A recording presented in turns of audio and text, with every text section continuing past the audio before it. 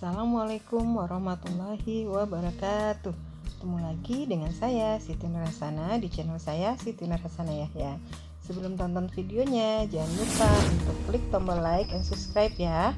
Video kali ini mengenai metodologi penelitian yang terkait mengenai bagaimana cara membuat instrumen penelitian, baik itu kuesioner maupun wawancara. Selamat menyaksikan, semoga videonya bermanfaat. Wassalamualaikum warahmatullahi wabarakatuh. Ini ada pertanyaan penelitian, apakah pelayanan pegawai sesuai dengan yang Anda harapkan? Nah, ini saya membuat saya membuat kuesioner dalam bentuk pertanyaan. Nanti kalau ada kuesioner dalam bentuk pernyataan itu sama, bebas ya, tergantung peneliti. Mau dalam bentuk pernyataan atau mau dalam bentuk pertanyaan. Lalu yang kedua, apakah secara umum Anda puas atas pelayanan di Fakultas Pendidikan Universitas Muhammadiyah Jakarta? Apakah Anda bersedia untuk datang kembali ke Fakultas Pendidikan? Apakah Anda bersedia merekomendasikan kepada orang lain perihal Fakultas Pendidikan? Apakah menurut Anda lulusan dari Fakultas Pendidikan Universitas Muhammadiyah memiliki kualitas yang bagus? Nah, ini adalah contoh dari kuesioner untuk instrumen kepuasan pelanggan. Pertanyaannya adalah satu, Bu, bagaimana bisa bikin pertanyaan ini ya? Dari mana kita buat pertanyaan ini ya? Nah, pertanyaannya adalah, kan gini ya, dari mana kita bisa buat kuesioner ini, ya kan? Dari mana kita bisa buat kuesioner yang dimana ada pertanyaan tadi? 1, 2, 3, 4, 5. Bu, tadi kan Ibu bilang, Ibu penelitian disertasi aja cuma pakai kuesioner.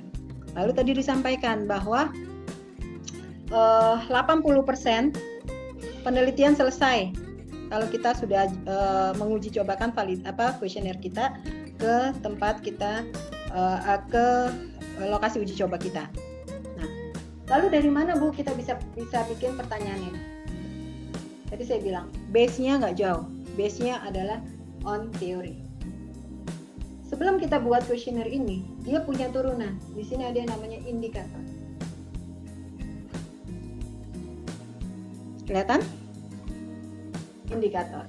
Lalu, sebelum muncul ke indikator, ini dia akan jadi circle. Nah, sebelum ada ke indikator, di sini ada yang namanya sintesis. Sintesis. Sintesis ini apa? Oke, saya bikin circle-nya dulu sebelum nanti saya jelaskan satu-satu. Di sini ada sintesis.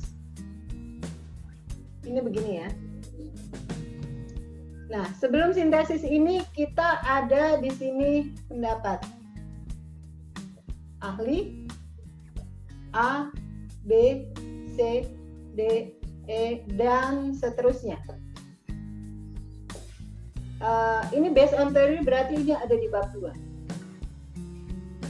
Kelihatan? Oke, lanjut. Dari sini kita akan paham kita dapat ini dari mana? Dari buku, artikel, jurnal. Oke, ini saya buat lagi. Di sini penulis, peneliti. Jadi dia circle.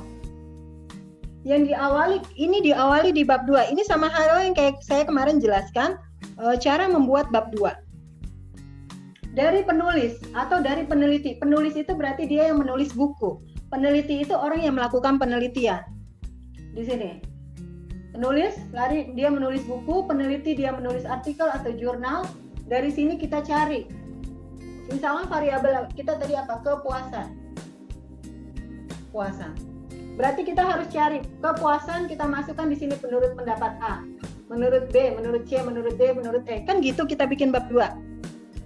Berarti kan di bab 2 itu kan punya batasan minimal ya. Di bab 2 punya batasan minimal. Misalkan bab 2 itu minimal 25 halaman. Nah, berarti kita masukkan semua pendapat dari beberapa pendapat para ahli yang terkait dengan kepuasan. kepuasan pelanggan. Kita masukkan. Dari sekian banyak pendapat A, B, C, D, E, F, G, dan seterusnya, apakah kita mau menggunakan semua pendapat yang kita sudah tuliskan di dalam bab 2 di dalam penelitian kita? Jawabannya adalah no. Jawabannya adalah tidak semua pendapat yang kita masukkan di dalam penelitian kita itu kita gunakan di dalam penelitian kita yang sebenarnya. Gitu. Kenapa tidak dimasukkan? Ya bayangkan sekian banyak pendapat, masa kita mau teliti semua? Itu kan mustahil. Karena itu dibutuhkan yang namanya sintesis. Bu, apa sih sintesis? Sintesis itu adalah kesimpulan sementara yang didapatkan dari pendapat para ahli di atas ini menurut peneliti. Jadi kita merumuskan sendiri sintesisnya. Kita mau menggunakan apa? Menurut peneliti itu yang digunakan dalam penelitiannya ya. Jadi sintesis itu adalah kesimpulan sementara yang berdasarkan pendapat para ahli yang digunakan dalam penelitian ini. Dalam penelitian ini adalah penelitian kita. Misalkan saya mendefinisikan, mensintesiskan kepuasan. Biasanya saya mengarahkan seperti itu tulisannya kepada mahasiswa saya. Berdasarkan beberapa pendapat para ahli di atas, maka kepuasan pelanggan dalam penelitian ini adalah. Misalkan saya suruh kalian satu kelas membuat penelitian yang sama dengan membuat penelitian dengan variabel yang sama. Misalkan sama-sama kepuasan pelanggan. Apakah bukunya beda? Bisa sama. Atau saya sediain deh bukunya. Ini saya punya 10 buku tentang tentang kepuasan pelanggan.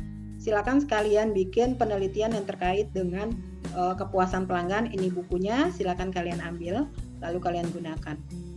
Buku isinya bisa sama. Karena dikutip dari sumber yang sama.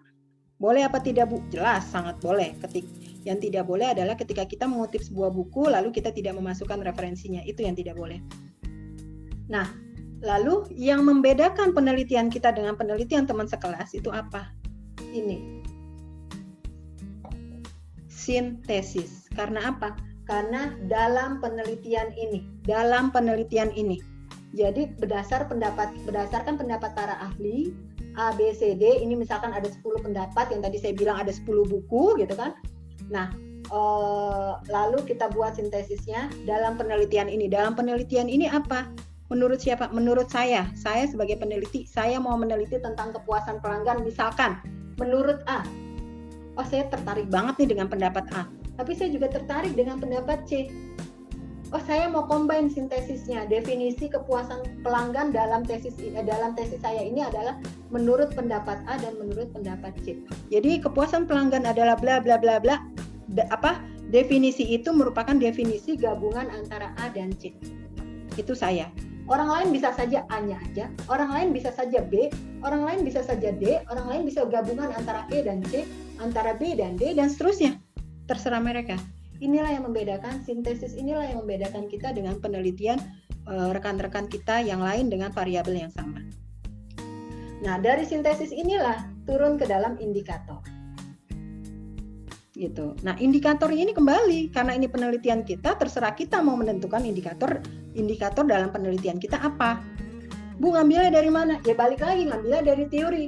Bu, saya mau mendefinisikan kepuasan pelanggan menurut A dan C secara definisi kepuasan pelanggan A dan C. Tapi saya tertarik juga dengan indikator yang disampaikan oleh E. Nah, berarti nanti indikatornya di sini bisa ada yang menurut A satu indikator, ini menurut pendapat A. Nah, terus indikator yang kedua menurut pendapat B, indikator yang ketiga menurut pendapat E. Boleh, Bu? Boleh. Kenapa? Ini penelitian kita, suka-suka kita dong, orang kita yang meneliti kita, ngapa orang lain pusing gitu. Jadi itu sangat boleh. Yang tidak boleh adalah ketika kita mendefinisikan indikator, ini tidak ada di sini. Itu yang tidak boleh. Karena kita nggak punya dasar ketika ditanya, dari mana pertanyaan penelitian kamu? Nah, ini kan tadi udah ada nih, misalkan ini A. Dari yang A ini saya mau buat jadi 5 pertanyaan. Kelihatan nggak? 5 pertanyaan. baru indikator yang A. Yang B, pertanyaan ke-6 sampai dengan ke-10. Yang E, misalkan pertanyaan ke-11 sampai dengan ke-17 misalkan. Seperti itu. Jadi kalau ditanya ini dapatnya dari mana? Oh, pertanyaan penelitian ini saya dapatkan dari indikator. Indikator ini kamu dapatkan dari mana? Oh, indikator ini saya dapatkan dari sintesis. Sintesis ini kamu dapatkan dari mana? Dari pendapat para ahli. Pendapat para ahli ini kamu dapatkan dari mana? Dari artikel dan jurnal.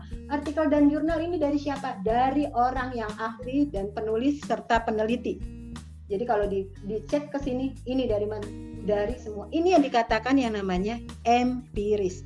Empiris itu artinya apa? Bisa ditelusuri. Nah, makanya kalian membuat instrumen kuesioner ini, pertanyaan penelitian ini dianggap mewakili. Kelihatan nggak? Mewakili variabel. Jadi tanpa adanya data-data yang kita minta kembali kepada responden kita di lapangan, kita bisa melakukan penelitian. Thank you for watching. Saksikan untuk video kelanjutannya ya. Jangan lupa terus dukung channel ini dengan cara klik tombol like, comment, subscribe, and share the video ya. Terima kasih. Wassalamualaikum warahmatullahi wabarakatuh.